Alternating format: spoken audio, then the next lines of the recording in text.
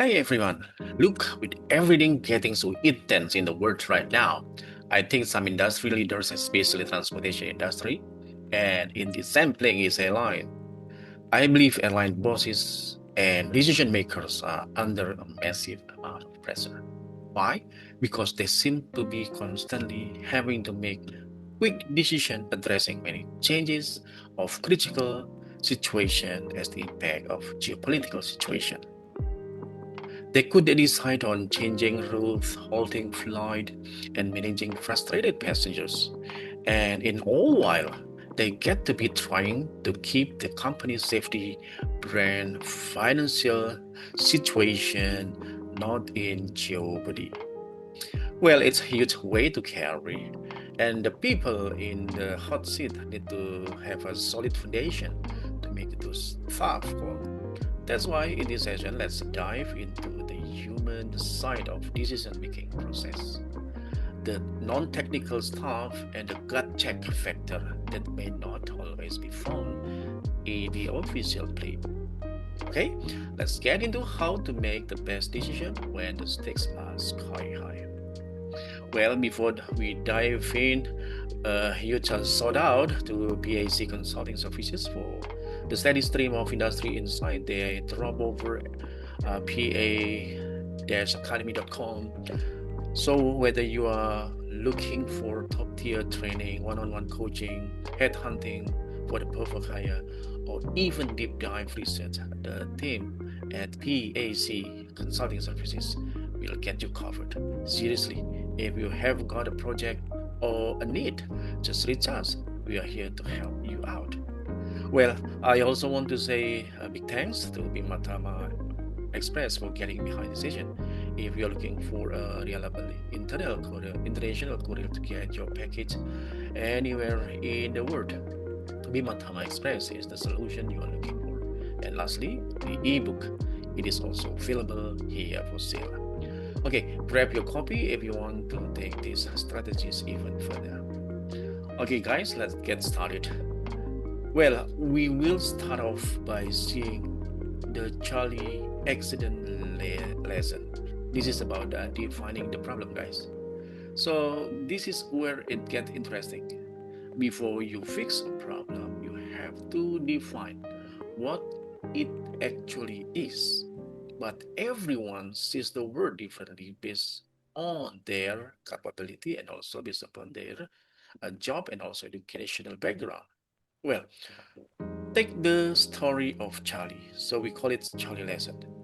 So the case is like this. He has a fight with his wife, gets drunk at bar, drives too fast, and dies in a crash.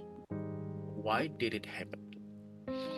Well, of course, we are going to heal up the disease with the correct medicine. We are going to fix the problem and try to analyze the root cause of this. So the sociologist may say it's a marriage problem. And then the liquor inspector says, remember, this is the story is he has fight with his wife, gets drunk at bar, drive too fast and dies in a crash. So the liquor inspector says the bar should not have served him that much. And then the doctor says he has way over legal limit. And then the road engineer says the highway curve was not backed right. The mechanic may also say his tires were bald and the steering was loose. And then lastly, the cop. They also try to define the case, the root cause. So they say he was just speeding. Well, the point is everyone is right in their way, their own way. But how you define the hazard determines how you try to fix it. You have to look at all this angle and pick the best one that actually make the most sense to tackle. Well, of course, as mentioned, in general, we can't heal up the disease with the wrong medicine.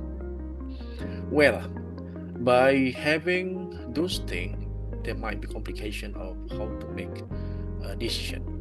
Well, in aviation, we are trained on defining problem by knowing the big idea behind the decision making, which is risk management. Well, in aviation, it's just part of our job. Look, flying plane is risky. Every day, things pop up that could bankrupt an airline or mess up the whole industry. Risk is just a side of doing business. You can't get rid of every single danger. And frankly, some safety fixes are just too expensive to make sense. Well, if there was accident, well, aircraft, airline industry, airline company could be bankrupt just because of accident, right? So sometimes the safety fixes are just too expensive to make sense.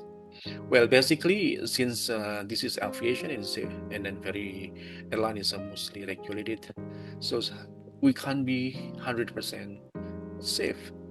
We have to be smart. The approach is how likely is this? How bad will it hurt? Against what do we gain by taking the chance? So we call this one is risk management. Right after having idea on above approach, there must be balance act. Right? After knowing how bad it will hurt against what do we gain by taking such kind of decision. So we have to balance it out. So it is all about balance. You look at the risks you have found and find a way to fix them that actually work best. It is not about gut feeling. It is logical, step-by-step way to look at facts. So in airline, there are always three pillars. Whether you are a pilot, mechanic, an air traffic controller, or ground staff, director, CEO, governor, regulator, the process is the same. So we are being taught to have three pillars that we have to align. So we spot the hazard, meaning that hazard identification, size it, and then it is about risk management and fix it. This is a risk mitigation. Well, the point in the art is actually how to spot potential hazard which is caused by trouble. Well, hazard is anything basically could lead a bad outcome. That is in aviation. So trouble is not just about broken engine or something which is very serious. So the trouble can be also caused by quite many things. Safety risk, of course, due to like this situation is just because the aircraft is situated in a war zone. Of course, this is very, very risky and very dangerous. However, in a general point of view, so problem that can potentially pose hazard or risk can be also caused by communication. If people are not well communicated each other, it's about how we talk. Using wrong jargon, having a language barrier, or even radio that is too fuzzy to hear, all of that can cause a mess. So it can have problem, and we can define this as a hazard. And then the people as well, the quality of the people. So of course, hiring processes is very important. Even I have to say this one, the paycheck, even pay matter. If people are not happy with their paycheck, their heads might not be 100% in the game. And then, in an organization, sometimes a big boss staff. This is when the company pushes for more flight, more profit, but forget to give you the time or tools to stay safe. A bad company culture is a massive hazard. And then lastly, workspace. Is it too loud to think? Is the lighting terrible? Is the layout of office good? Is the safety protocol done or executed? Is the environment suck? That's actually the thing, or the error or the trouble that can ignite hazard. So if the environment suck, mistake happen. And then also rules. Sometimes laws are outdated and nobody is actually checking to see if they are being followed. If the audit are just saying just for show. That's the problem. Well, hazard can be potentially triggered. And then also backup to the warning light actually work. If a piece of gear fails, is the system enough to handle, and then the error without crashing or something else or something? This is actually the trouble that is potentially igniting hazard. So how we spread those above? Well, there are two ways. So it is you can be reactive or you can be proactive. Well, reactive meaning if you're waiting for the crash or a near miss to tell you that something is wrong, or proactive if we are hunting for the problem before they can happen. Both are basically essential though. So those can be derived from learning from mistake. Yeah, to identify those things so we can learn from mistake. When sometimes goes wrong, it's a huge wake-up call. We investigate everything, not just what the pilot did, but what the company culture was like at the time. It is a chance to learn, so we don't repeat the same mess. All right. Well, usually spot hazard can be also observed by observing. Well, this I think this below. If suddenly people are making more mistakes for no clear reason, if you are changing the boss, buying a new plane, or switching a new system, if the company is growing way too fast or shrinking way too fast, a merger or build-out is happening, we can sense something is wrong. Those are actually the way to identify, to define hazard. Well, right after doing this one, we can have risk management assessment. So sizing up the risk. So the big question is actually once we can identify and define hazard, so we have to define about probability, severity, and exposure. Probability is actually how likely is this to actually blow up in our faces. Severity, if it does blow up, how much damage we are talking about. And exposure, how often are we going to be risky or because of this one, how often. So the more you do it, the higher the chance it is going to be like eventually bite you. So exposure is basically the most serious thing that we have to look into.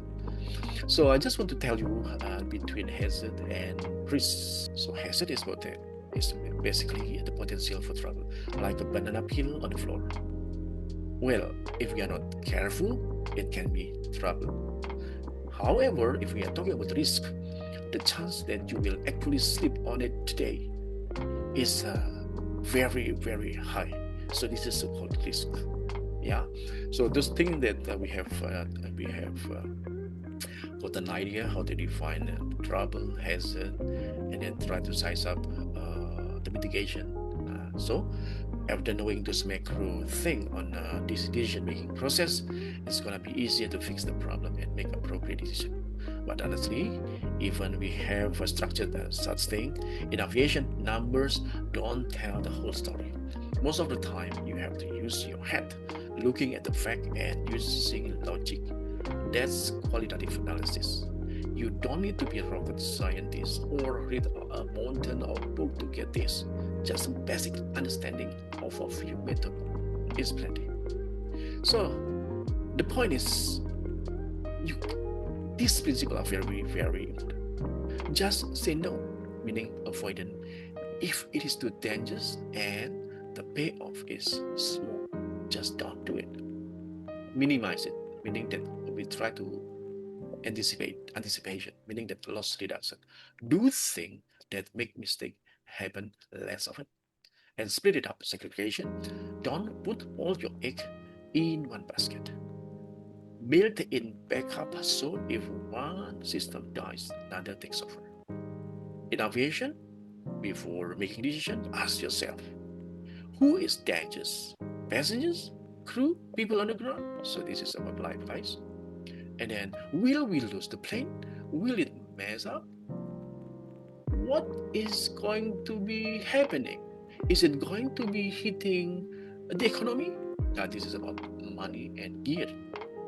And of course, the broader one is actually, are we going to spill fuel or ruin a habitat, ruin ecosystem? That's about the planet.